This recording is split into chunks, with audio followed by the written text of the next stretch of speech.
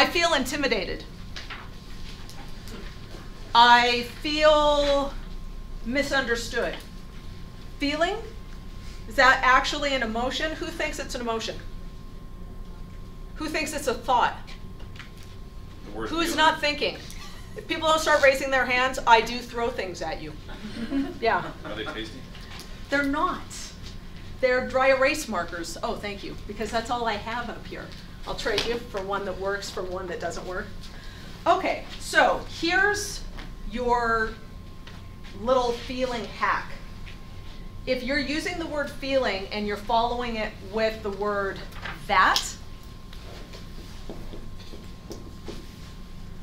I feel that Amy is unprofessional.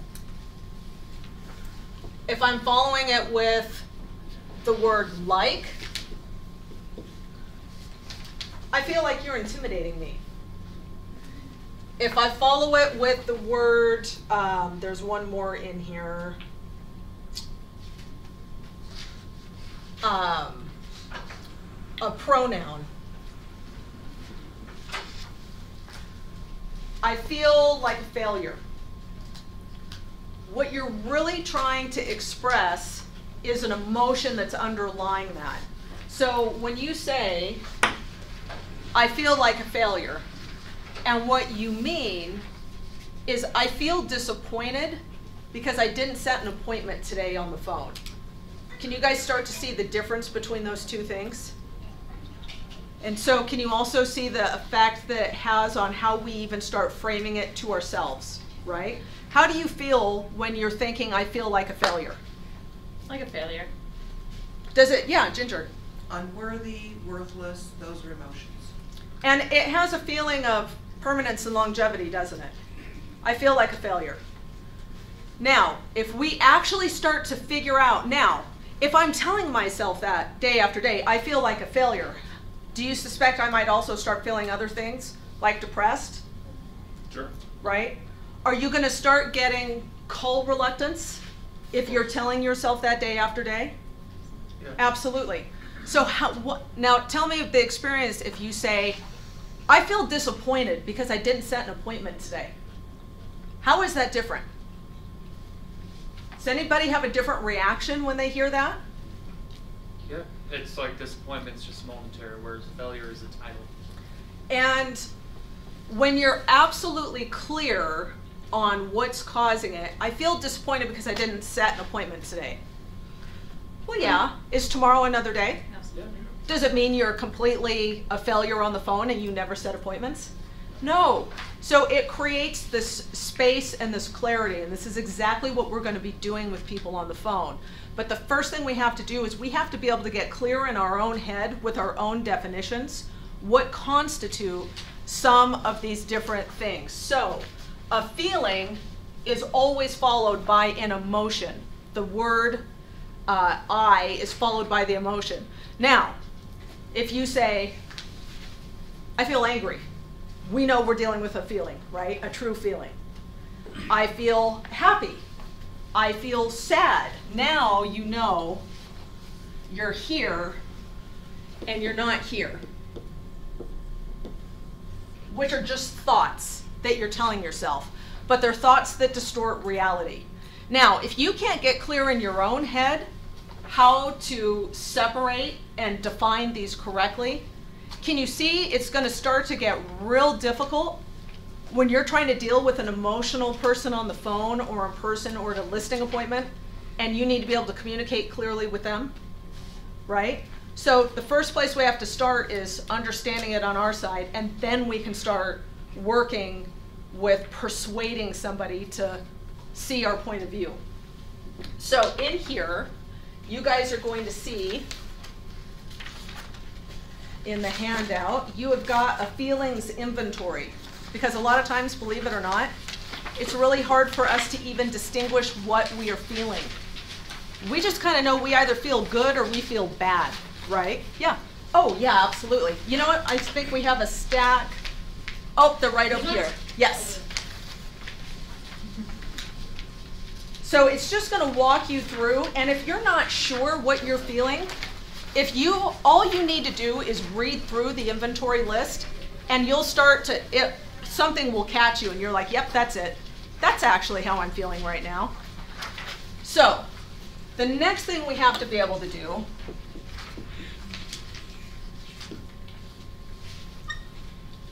is we have to separate the feeling from the need, okay? So I'm gonna back up one step. And this is where this all comes in.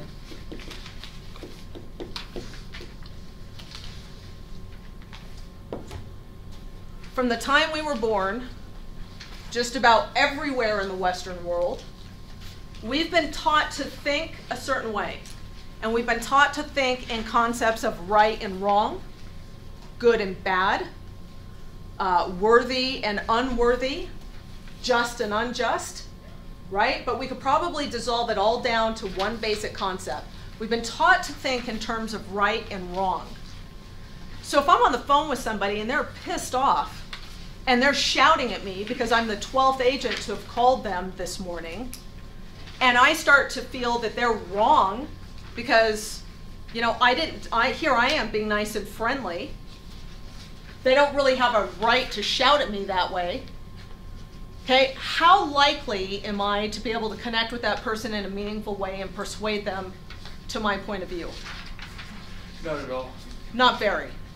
So, if this is an entire concept that we are going to replace, and we are going to replace it with a different concept that's based exclusively on feelings and needs.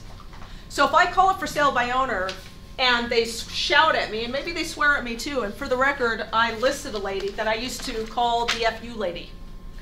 Because every time I called her, the moment I identified myself as an agent, she would shout F you, never call me again, and hang up on me. And I did this like 5 days in a row. On the 5th day, how I broke through that cycle is I said, don't effing hang up on me. And it interrupted her pattern. And I was able to talk to her. I listed her over the phone, by the way. Like, one call ended, she was out of state, and I faxed her the listing agreement, and we listed her property right there and then on that phone call. But if I was constantly thinking that she was wrong and I was right, I was never going to get there with her. We're going to replace this with a new concept that's based exclusively on feelings and needs. Now, if I look at her and I go, well, clearly she's feeling angry, that's easy, because she needs what? What basic need could she probably have had? Validation? In part, yeah, absolutely. So let's do this, because this will definitely help. There is a needs inventory in here as well, right behind your feelings inventory. So here's the thing, every human being on planet Earth has the exact same needs. We all do, and if you guys have gone to Tony Robbins, you've probably heard this. He talks a lot about Maslow's hierarchy of needs. That is a very abbreviated version. This one strikes right to the heart of the matter. So every single one of us has needs that we are trying to meet. And when those needs are not getting met, or when they are getting met, we experience feelings. Our feelings are our guidance system. Our feelings predate our ability to think, right? Our feelings come from deep, deep, deep in our reptile brain. They are utterly and completely immune to logic. And they are the absolute guidance and warning system that our needs are or aren't being met. So if we have a need that's not being met, we are going to feel what? Rejected. Rejected would fall here. That's a thought, not a feeling.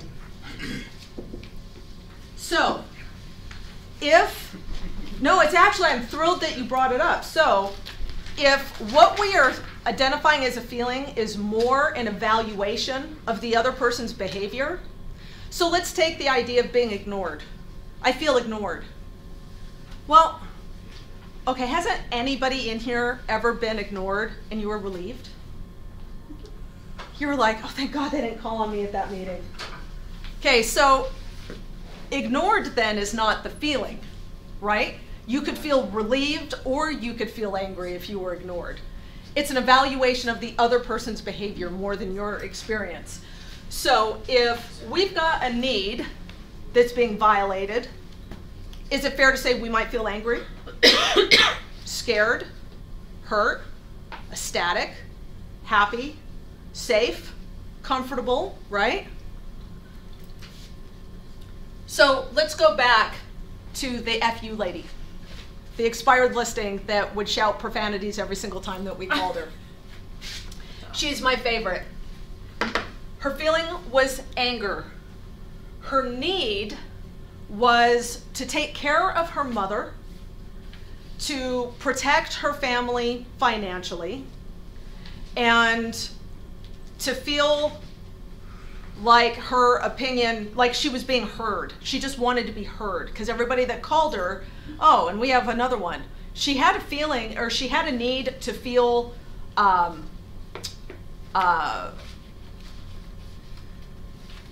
correct, if that makes sense. She had a need to feel validated because every single person that was calling her was telling her that she was wrong. And she was acting hysterical on the phone. Would anybody like to know what her experience was once I was able to actually get her to talk to me? Yeah. The house was in Contwood Heights. It was her mother's. It had been listed for 6 months previously by an inept agent. Now, that is an evaluation on my part, I get it. An inept agent who did a very, very poor job of handling that transaction, and it expired. There was a reverse mortgage on that home. Her mother was elderly. Her mother had a stroke. She had to move her all the way to Idaho to live with her. She now has a vacant home that has gone into foreclosure on the reverse mortgage. And FYI, she has this crazy job where she goes and she tries to go to court and get these abused kids out of their crazy homes into a facility where they'd be safe. And the week that everybody was calling her, where she was telling everybody to F off, not only was she taking care of a disabled mother, had a house in foreclosure, but the 16-year-old girl she'd been trying to save just committed suicide. So, she had a lot of feelings and a lot of needs. And she really, really needed help on top of that. So, how do we break through to what's going on with the other person to get to the bottom of it so we can find out? So, the first thing we're going to do is, closely as we can, we're going to try and just guess what the person's emotional state is. We're going to try and guess what they're feeling, right? And then we're going to take our best guess at what the need is that they are trying to fulfill at the time. Okay, then, basically, we're going to walk them through a simple process of communication.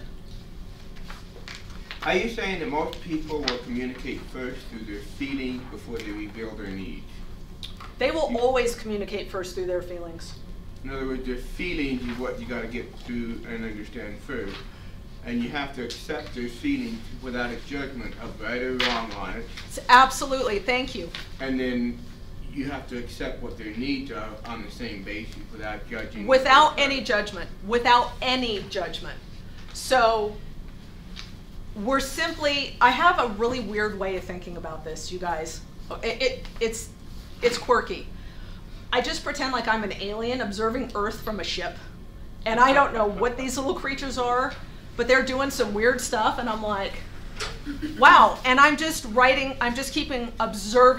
their actual behavior, right? There's no judgment applied there. The other thing that doesn't come through is you no longer take it personally. Because what happens is, do we often take it personally when people are really upset with us, or when they just simply tell us, no, I don't want to list with you? That hurts, right? So this is also going to take you out of that internal cycle as well. Okay, so let's talk a little bit about, now we don't have time, you actually hit on it beautifully, the difference between observation and evaluation. An observation is just the visible action that the person is engaging in. So if I say that Amy is unprofessional, that's an evaluation. I'm making an evaluation of Amy's behavior. An observation would be, I called Amy, I got her voicemail, she had no message set up, and her voicemail was full. That's the observable action. Has everybody kind of got a handle on the difference between those two? In other words, the observation is what exists.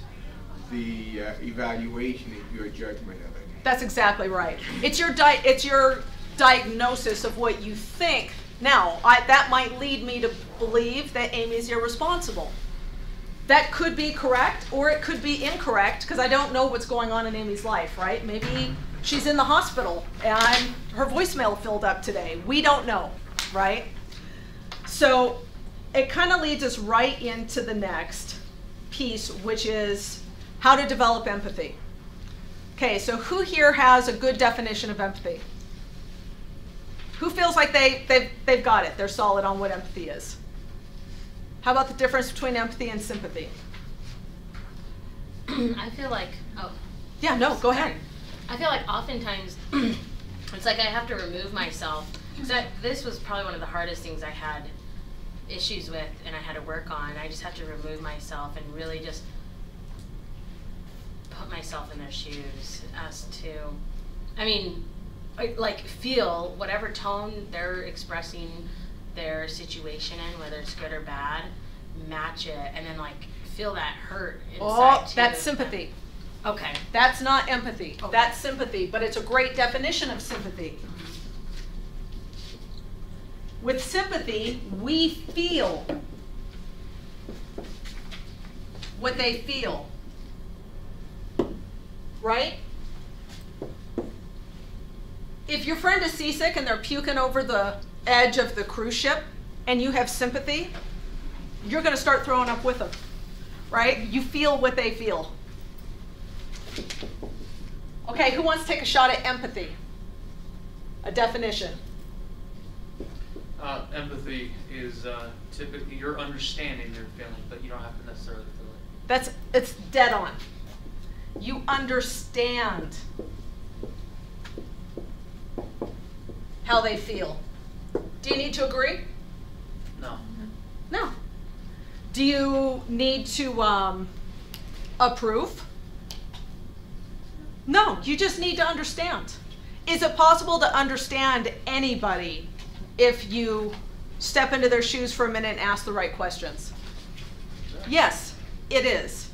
So with empathy, we're going to understand and get to the bottom of how they feel, and then we're going to use that to open up a line of communication with them that can happen very quickly, very authentically, and it's going to avert head-to-head confrontation, especially with somebody we're kind of assuming, you know, in this case we're dealing with somebody where we've got a difference of opinion with them, right? And this could be a spouse, it could be a kid, it could be the for sale by owner that you're calling.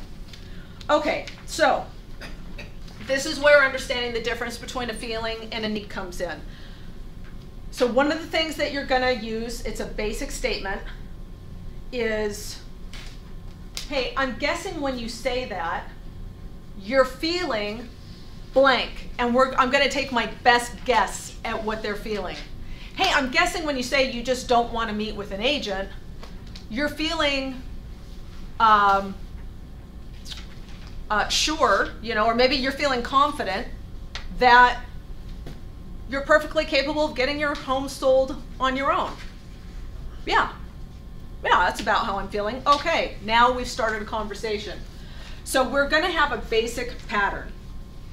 And we've got 3 basic different ways, depending on the conversation, that you can ask that empathy building question. So the next one is, you know, you can say, hey John, I'm guessing when you say blank, you really care a lot about blank.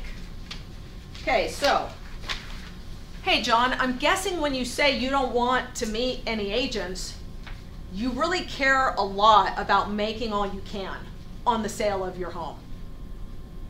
Now, do you think just about anybody is going to respond to that in a way where they're like, yeah, that's about right. Okay, now do we agree with them that selling their home on their own is going to make them the most? No. No! But that doesn't change the fact that we can understand that that's what they feel, right? Right. Now, has anybody ever, as a kid, with a spouse, had somebody tell you that you were wrong for feeling what you felt? Oh yeah. You shouldn't feel that way. They've got their, maybe you've got your feelings hurt at the way your significant other said something to you. Maybe he blew you off to watch the game. Sorry, guys. Maybe you're pissed off at your wife because she was snarky with you after you came home from a long day at work, right? It doesn't matter. And you're feeling how you're feeling. Can you really control it, or do feelings just kind of come up and they've got the life of their own? Who thinks you could just decide not to feel something? You're wrong. I think where you're getting at is Or you you're can a feel, sociopath. but you can control how you're. I'm not saying that you don't control your actions, but the emotions themselves, you feel what you feel. Does having somebody tell you you're wrong for feeling that way change your mind whatsoever? No. Do you suddenly just go, why, you're right. Of course I'm being irrational and I should just completely feel happy and thrilled that you're doing blank. No, we It'll become the probably, oh, sorry, it'll Go. probably add another emotion. Yes, it will. And it's not a good one. It's not a good one. Yeah, that's where it starts to go south. You have to live in that emotion, though. That's why I raised my hand, just Yeah. for the record. Well, and there's You not feel enough it, and I think time. that's real natural. But Mhm. then if you really look at it, like, okay, this is really being ridiculous, and then we're gonna let this go. So I would tell you that there's a better way to look at it, because by saying this is really being ridiculous, what you're doing is making an evaluation about how you feel. So we really don't have we could do this more, but what you would do is go back to your need and go, okay, give me a second. I'm really pissed off. Whew. Okay, let me just take a second. What need do I have this being violated right now this second?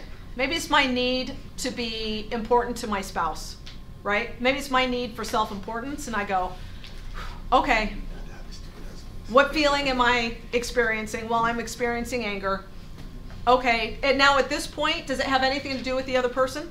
No. No. No, this is the cycle so that you can step out of that and start to now make clear requests of the other person. But that's getting a little bit deeper into this than Right. we've got time to go today. So right here for developing empathy, we're gonna start with some basic things. Okay, so number one is we talk way too much and we try to get personal way too fast. Okay, so the very first thing we have to do is we have to slow it down.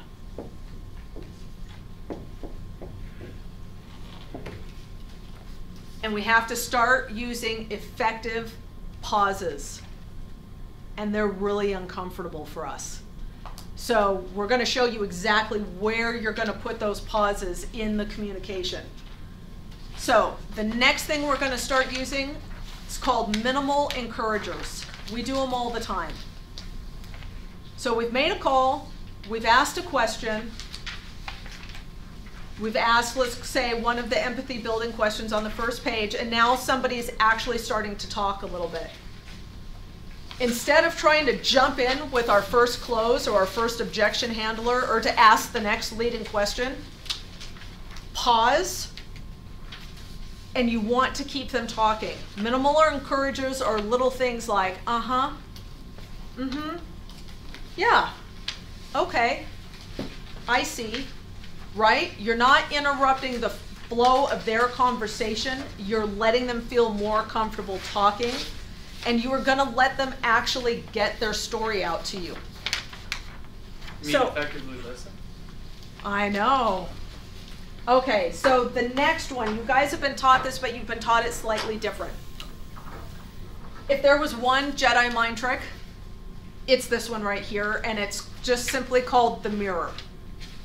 So we're not going to mirror tone, we're not going to mirror body language, we're not going, at this point, going to worry about anything except the words that they are saying, and that's it. So, with a mirror, let's say you've got somebody who's not so happy, right? The first thing you're going to do is you are going to mirror the last 2 or 3 words that they said. Now, if they're really upset, you're going to start with, I'm sorry, and then you're just going to reflect back verbatim their last 3 words, or the 3 words that are most relevant in what they just said. Does that make sense? So, I hate agents. I'm sorry, you hate agents?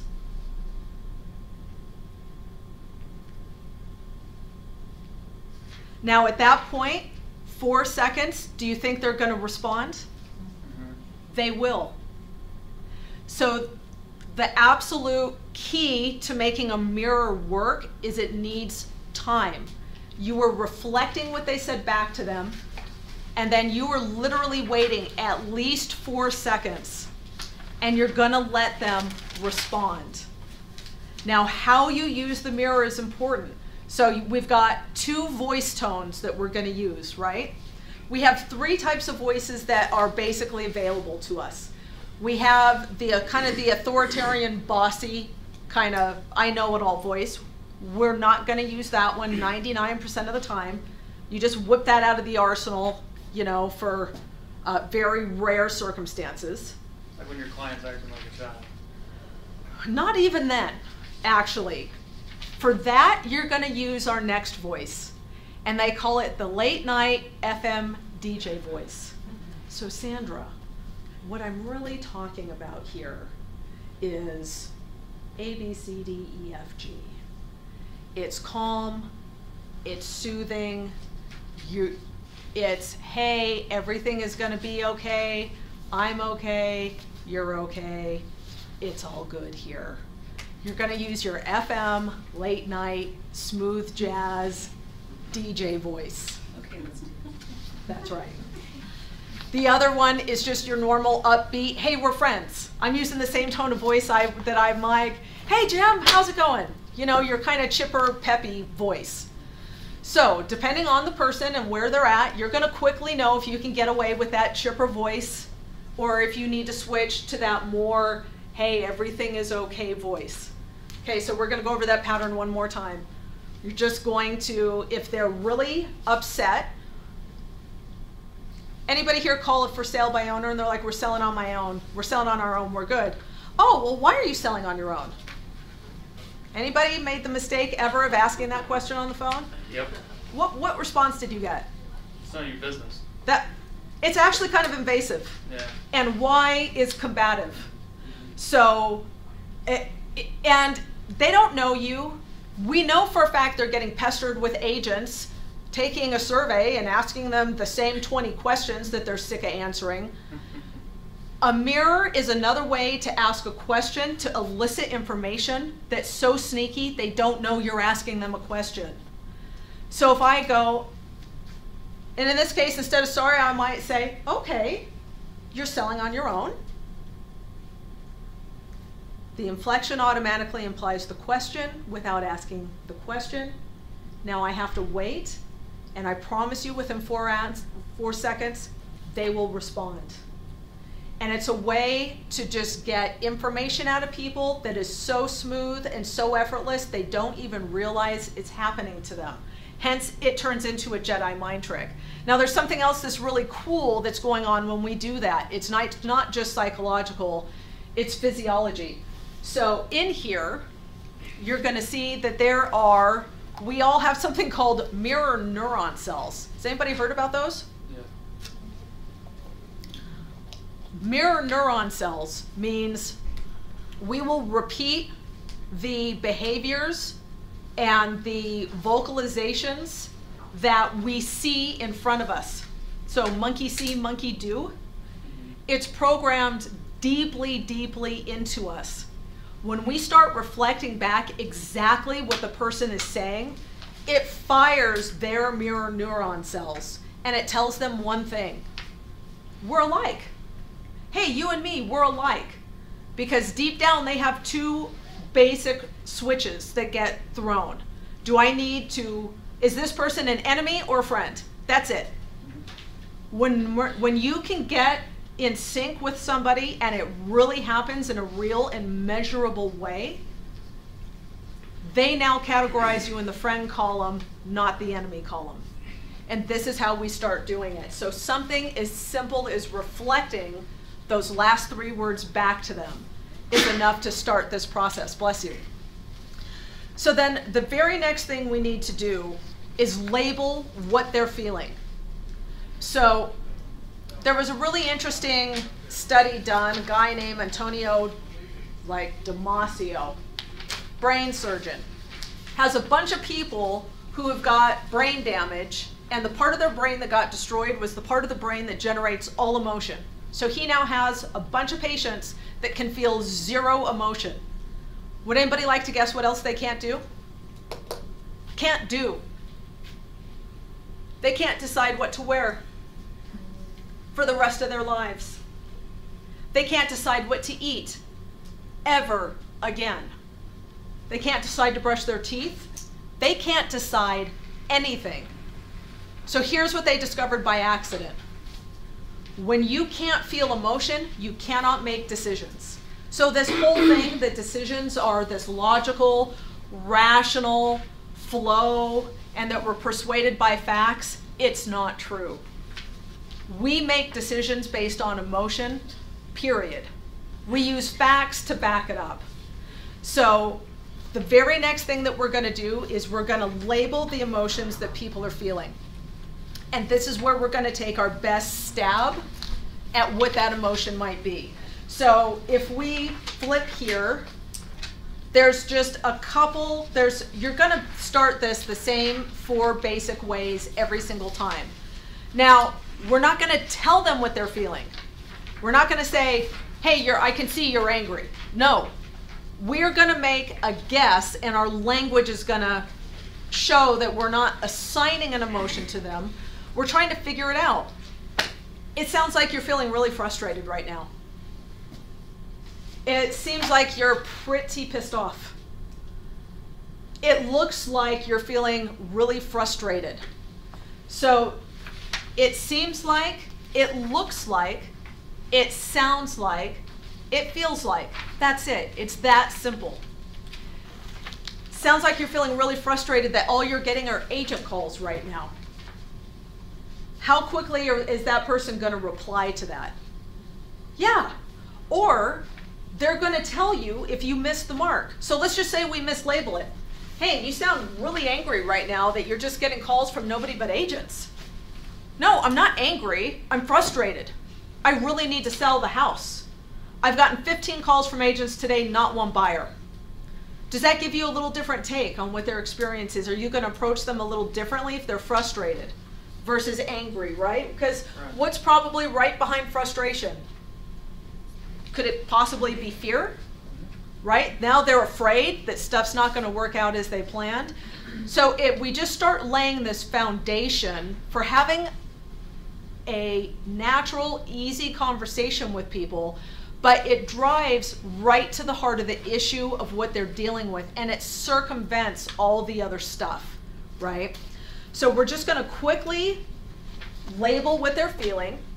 Now, in the course of this, we're going to actually have a conversation with somebody who 5 seconds ago had decided they weren't going to talk to us, right? So we've kind of broken through those barriers. Now at this point, they're going to be telling us a little bit about their situation. They're like, yeah, I'm feeling really frustrated, man, because all I'm getting are agent calls. You know, we had one buyer that we never heard back from, and my new house out in Layton is going to be ready in like 3 weeks, and we don't have this one sold. Okay, do you now have all the information that you need, pretty much? So right here, you're going to paraphrase, just quickly in your own words. That's it. So that they hear that you actually understood and paid attention to what they just told you. We're just going to do a quick paraphrase. And we're going to do this in our own words now. And the reason we're going to do it that way is so that they don't feel like we're just parroting back to them, right? Because I promise you, everybody can feel when it's inauthentic, right? So we're going to paraphrase, and then the very last thing we're going to do is a summary. Now the summary takes a little bit of practice, and you're like, well, okay, what's the difference between a summary and a paraphrase? Okay, we've got, let me put it for you up here on the board.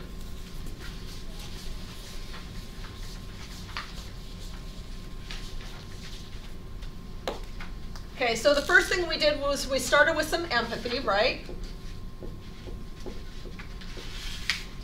And then we did some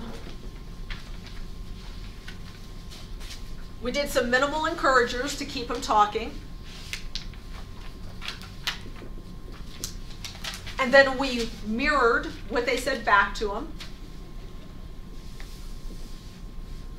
Now, we labeled what they were feeling.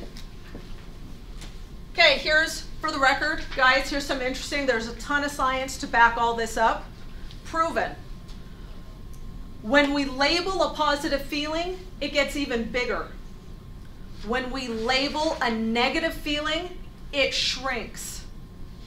And the reason is negative feelings get us so tied up, the first thing that happens is our frontal lobe shuts down and our amygdala fires.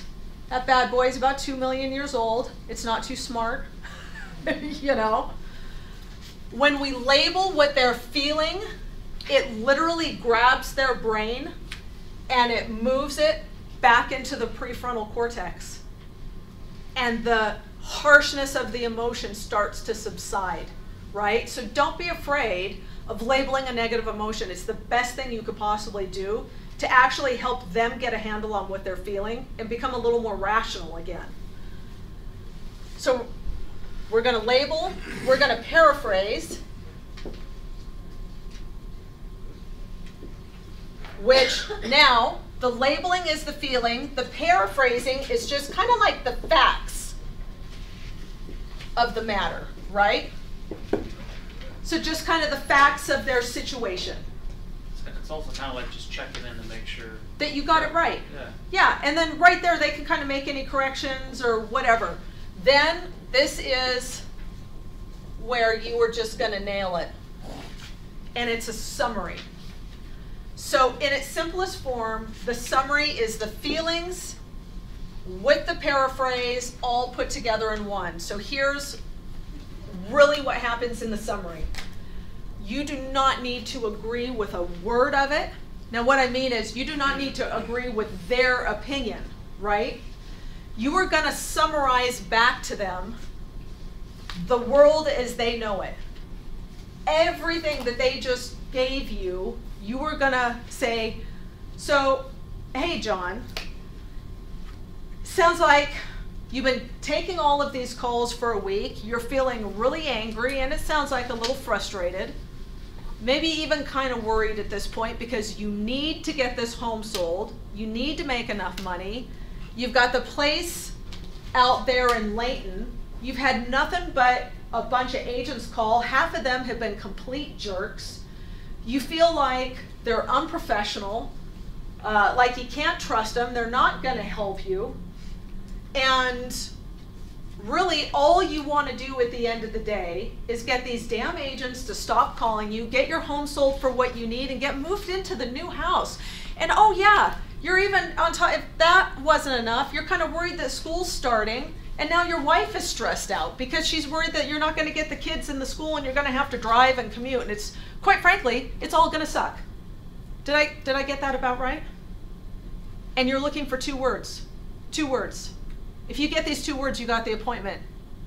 That's right. That's it. If you get an explosive sigh with, oh, God, that's right. That's it. Now all you have to offer is the solution. Hey, how about I just come by tonight at 6 and just share with you a couple of strategies to help you get that done. Take it, leave it. Oh, God, yeah, come on over. God. Now, you will have missed it if you get these 2 words. If you get these 2 words, you just have to practice your summary a little more. You're right. Now, I know it seems like, they seem kind of similar, don't they? What kind of situation are we usually in when we tell somebody, you're right? Dismiss it. Concede and get rid of it. Are you actually convinced, or are you just annoyed and you want them to leave you alone? Right? You've been persuaded against your will? Did anybody ever feel like that? Like they've just beat you up with all these logical things and you know intellectually that you should probably agree with them, but you just don't? You can't even put your finger on it, you just don't. You're like, you have a feeling. You have a feeling that's unresolved, hasn't been addressed, it's been glossed over. Somebody tried to use logic and ration instead of addressing the underlying feeling. Did the feeling go away? No. No, it didn't. So they're like, yeah, you're right. So how about if we get together tonight at 6 and I'll show you some strategies? Nah, I think I'm gonna give another week or two. It's a massive difference. And you will know, because one, you'll get that's right, but you will hear it in their voice, a sense of almost catharsis or relief, like, oh, that's it! And here's something else that happens. When you do a really, really good summary, do you think they have clearly sat down and thought every step of the way with their feelings and the whole situation, exactly what their problems were, or did they just generally feel like crap and stressed out? Generally feel like crap and they're stressed out. That's it. So not only are they like, oh my God, you nailed it, that's exactly what's going on. You have actually helped them crystallize in their own mind exactly what their situation is. So at that point, they're like, oh man, what can it hurt? Let's just get together for 20 minutes. So I know this was really a bunch of stuff, and it's not nearly as entertaining or fun as working with personality styles. But this is the meat and bones of how we communicate. And this exact process is how a gentleman named Marshall Rosenberg was able to negotiate deals, peace agreements, you name it, in some of the most war-torn and conflict-ridden places on planet Earth. It's how he mitigated peace between warring couples in as little as 20 minutes, right? So it might seem like, that's kind of close to what I'm doing already, but I promise you it's different. So if you have questions about how it works or how to use it, it all can be summed up in 2 separate books, and I've got them up here on the counter. So if you want to come up and take a picture of them and grab them off Amazon, do you know what I mean? It goes into much greater detail, and I would say just give it a shot. And we've got one more class coming up, and it's on strictly just negotiation tactics. So those tactics are going to be driven a little bit off of these skill sets, but they're going to be hardcore negotiation skills that you can employ depending on what you're trying to get accomplished in the course of that negotiation conversation. And if you have any questions between now and then, you can just email me. Okay, so just out of curiosity, can you tell us like how your conversation went with the FU lady after you told her, don't effing hang up, or what did you say? I'm like so curious. Yeah, I said, don't effing hang up on me again. And so this is when we were at the tiny little office on 13th East. And Amy Clark was on the other side of the standing cubicle from me. And she just burst out laughing. Oh, yeah. And the kid that was the speed skater, I don't know if you remember him, I can't remember his name, he was right there too. So essentially she was like, what? And I'm like, what is going on with your house? I'm like, clearly you are pissed off. Like, what is happening? And she's like, agents, agents. And now imagine all the swear words you could string together in one long line without taking a breath, with agents being the last piece of that conversation. And here's what I did. Minimal encouragers. Yeah.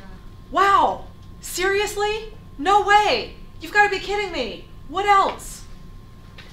And she was just got on a jag, and she just I'm telling you, she verbally vomited for like 20 minutes. And I just did minimal encouragers through that whole thing.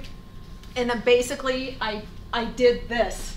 I said, well, it sounds like you're freaking furious because you just needed to take care of your mom and just get this done. And she's like, yes, that's it.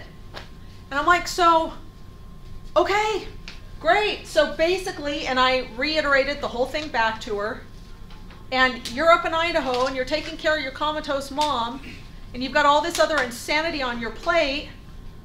So would you like a little bit of help getting this home taken care of? You know? She's like, yeah, I would. But at the end of this summary, I got it, that's right.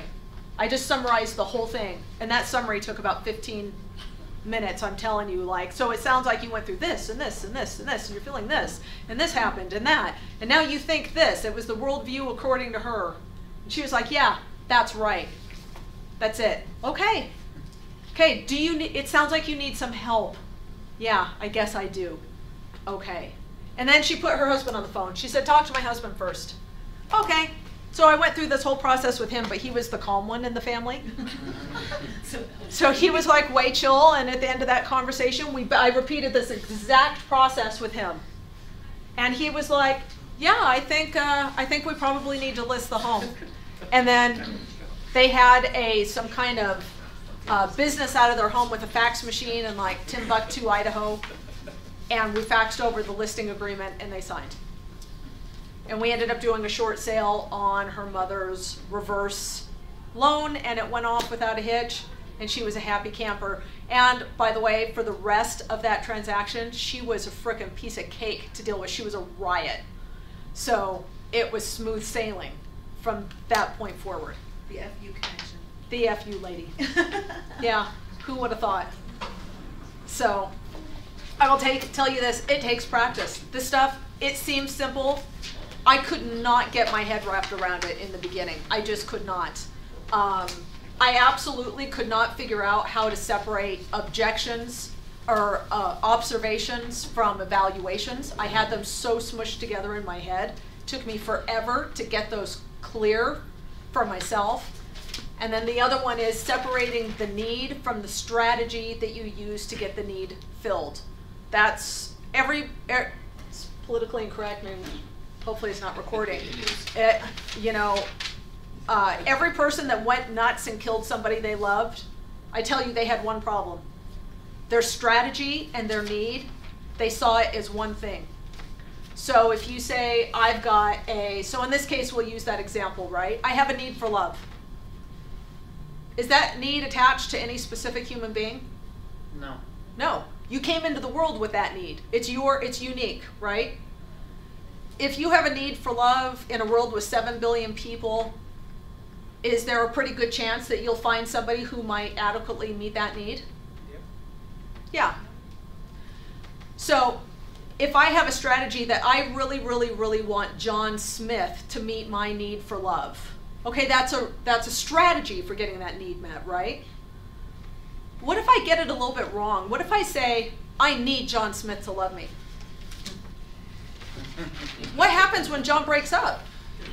Because I'm crazy. Yeah, you kill him. Around the bushes. Yeah. Somebody's going down, me or John, or maybe both. Like, maybe, you know what I mean? Yeah. So when we cannot distinguish the strategy from the need itself, we get into gigantic amounts of trouble. Another one might be, so let's say pretty much everybody, right? Every human has every single need on this list. You just have them in different priorities, right? So let's say you have a need you have a need for importance, right? We all have that need. Nobody wants to feel insignificant, right? So let's say we have a need for importance.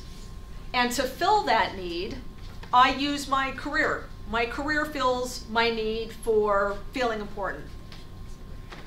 What if I mash them together and I say, I need to be successful in my career to be important, and then I get laid off? Well, you're no longer important. Right? It all gets tangled up in your head simply because we have an inability to separate the preference from the need itself. And when we can disentangle those two things, life gets a hell of a lot simpler and a lot more straightforward and a lot easier. And you can start to look at other people differently, and you see somebody just acting however way, they're in a fight with their spouse, or they're driving like an idiot, or it's a client who's just completely coming unraveled on the phone because their deal just got sideways. Let's say it's your seller and you just got hit with a 24-item repair list, and they started with a new roof and a new sewer line, and they work their way down from there, right? You laugh, I've gotten those. So, and you're like, okay, I gotta call the seller. And your seller just explodes, right? If you want to be able to help that seller kind of come down off the roof, your ability to very effectively do this will make it so much easier. So much easier. Because if you can help them separate their need from their strategy in a way that is diplomatic, right? So when most people need to sell a home, what's the need? What's the underlying need that they're fulfilling by selling a piece of real estate? Could be a lot of things. Moving, divorce. Is that what you're saying? So not the reason. What's the underlying need that action is filling? It's helping make things simpler. It might be making their life more peaceful. It might be safety and security. What if that sale is directly tied to the ability to take a really important job that's going to be financial security for that family? Now we've got a need that's connected directly to a really primal instinct, right? Safety, security, shelter, food. How large is their reaction going to be to that need being threatened? The higher the need, the more intense the feeling when that need is threatened, right? So if you have a way to talk with your client, you address the issues. First thing you have to do is label what they're feeling, right? Paraphrase, do a summary, and they're like, yep, that's right. Okay. You're like, so Jane, let me tell you the good news. Even if we tell these buyers to go jump in the lake, we are not dependent on these buyers to get your home sold, to get you to LA so that you can have that job with your family, okay? We will work it out with them or we won't, and it'll be okay because we'll have another offer before you know it. Now, can you see that they might now, they start to come back to a more rational place? And then the question becomes, was it because we just talked them into it, or was it because we actually helped them kind of address what was happening below the surface and why they were feeling the way they were feeling? Yeah. And rationality can reemerge once the underlying emotion can be addressed. But the emotion will never be addressed until the need that's not getting met gets addressed.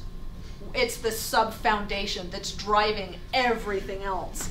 And so that's why I say, guys, this is not a quick fix kind of thing that you're just going to fly out of here and go use. But if you will spend a little bit of time familiarizing yourself with the concepts, you will be the baddest mofo on that sales floor. I am telling you, my ability now to take a pissed off client and turn them on a dime, it's pretty good. So to take somebody who feels completely different from whatever it is objective I'm trying to get them to see and get them to see it again, the ability to win a bidding war if you're representing a buyer. So if that's the case, who are you really using all of this on? You got it, the listing agent. So, I mean, and there's one other person we're using it on, our client. Because, right, how do you win a bidding war? get your client to submit the strongest offer that they can, but at the same time find out what the strongest offer is, or what the underlying need is for the seller. Through your listing agent. And the listing agent, right? So we've got to get our client in a position to write the best offer that they are capable of writing. And then we've got to get the listing agent to want to take our offer more than any of the others. They want to. They're going to pitch us. We basically co-opt the listing agent, and they're working for us instead of working for the seller. Last bidding war, I just got it under contract. I think we went under officially on it was this Monday. 10 offers came through in the first 24 hours. On this one, we did have the highest offer by $500. The way I knew how to structure, I got our counter in 20 minutes before she was presenting to the seller. Do you know how I knew what price to come in at? You asked her. I got her to tell me. I got her to tell me what the next highest offer, what the very highest offer on the table was. And then we just beat him by $500. Now, as a listing agent, are you supposed to do that? No. No! I mean, maybe if your seller gives you permission, okay, but no! That's not what you're supposed to do. Why did she do it? Because you hypnotized her. So like I said at the beginning, I solemnly swear that I'm up to no good. But, I mean, what do our clients hire us to do? It's no good on their behalf. That's right. As long as we don't, treat anybody unfairly, unethically, and we adhere to the right values. And you're still being recorded. We're good. That's why I'm not naming any names. Well, the thing is, in all cases, you're representing your client to the best of your ability, and the other agent still representing her client, the listing agent, to the best of her ability to get the best deal. She was. So there's nothing unethical, it's just unusual. Yes, and could she have employed a better strategy? Maybe. We perhaps would have gone higher than we did had we not had the exact number that we had to beat, right? Yeah. So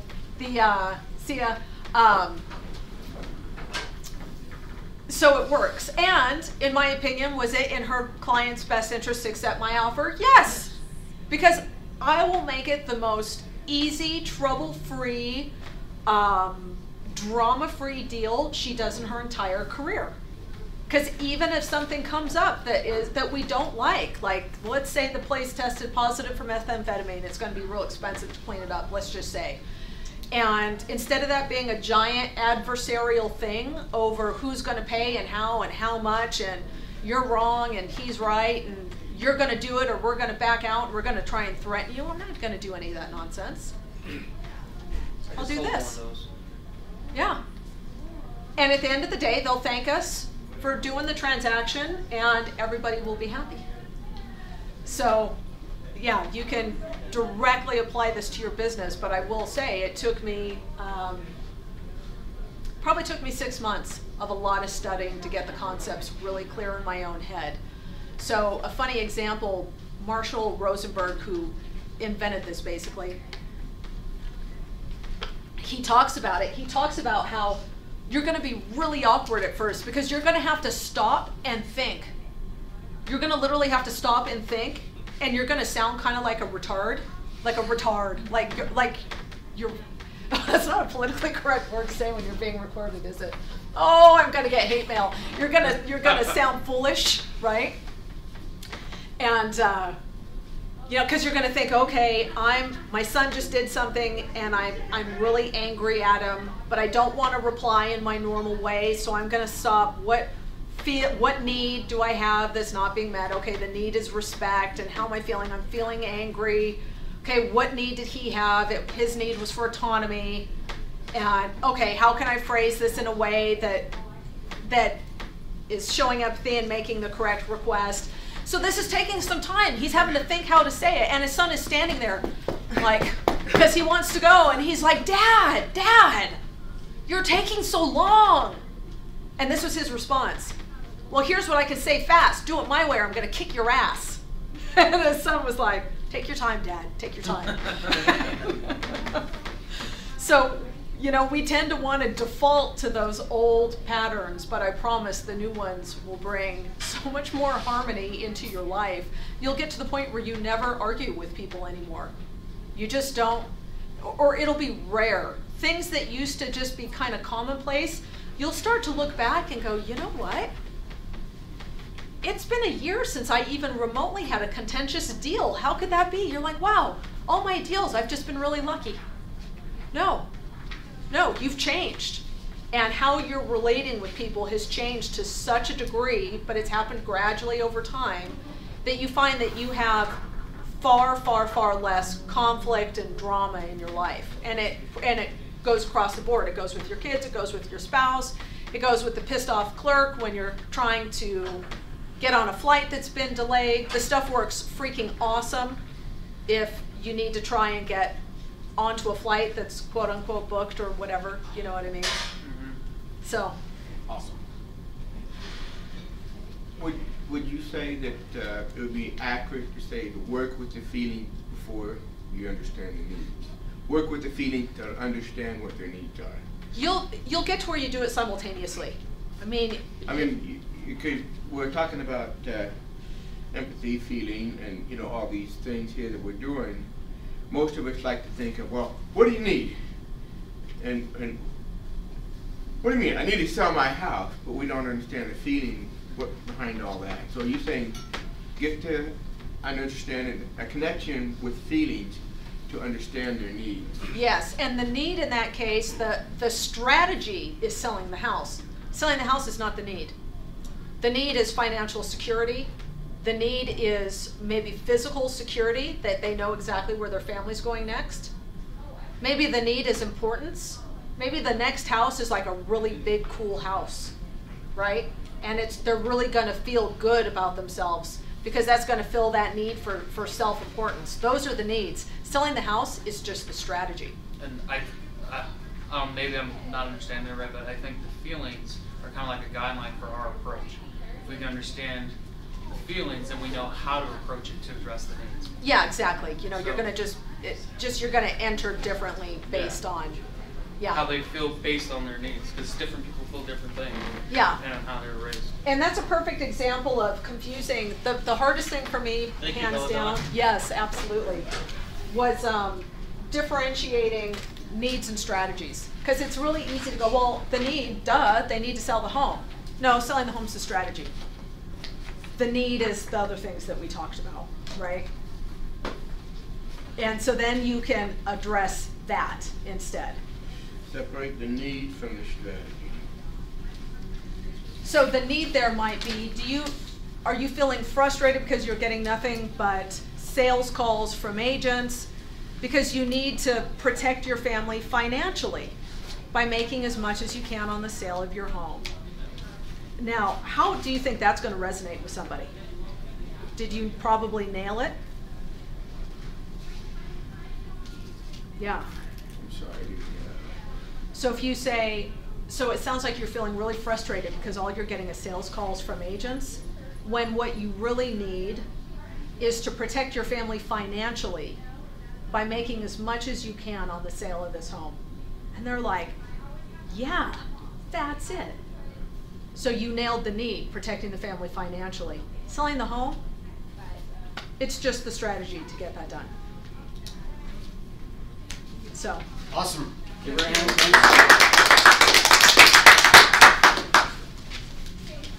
You're gonna have to cut that way back on the tape.